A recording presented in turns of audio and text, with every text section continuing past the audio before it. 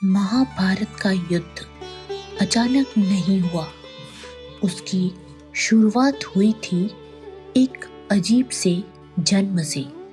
एक माँ, एक गर्भ और उससे जन्मे 100 पुत्र और एक पुत्री।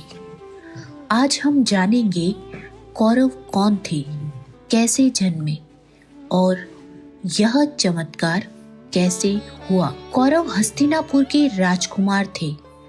उनके पिता थे राजा धृतराष्ट्र, जो जन्म से अंधे थे। उनकी माता थी रानी गांधारी, जो त्याग और धैर्य की प्रतीक थी।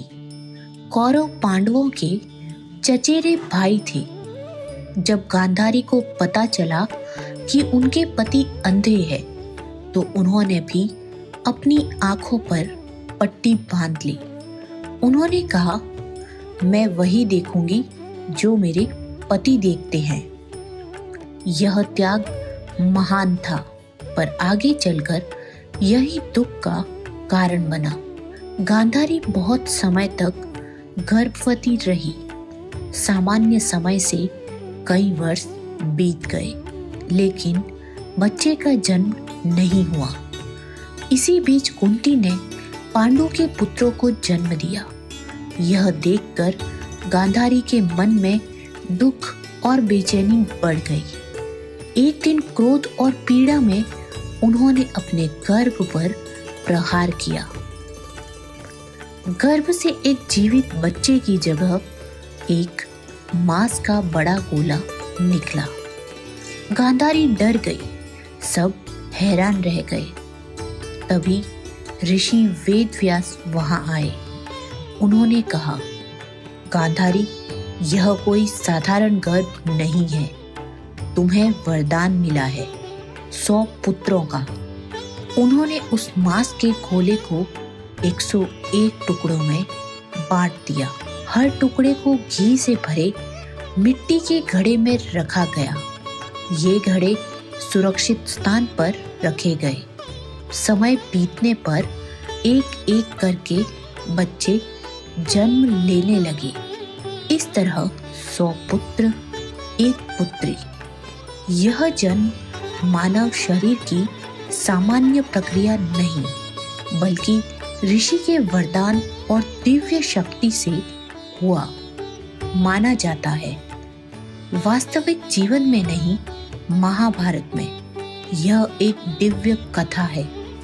इसका अर्थ यह भी है कि कौरव प्रकृति से नहीं, बल्कि असामान्य परिस्थितियों से जन्मे। इसलिए उनका स्वभाव भी असंतुलित बताया गया। महाभारत कथाओं के माध्यम से गहरी बात समझाते हैं। सबसे पहले जन्मा दुर्योधन। जन्म लेते ही अशुभ संकेत हुए।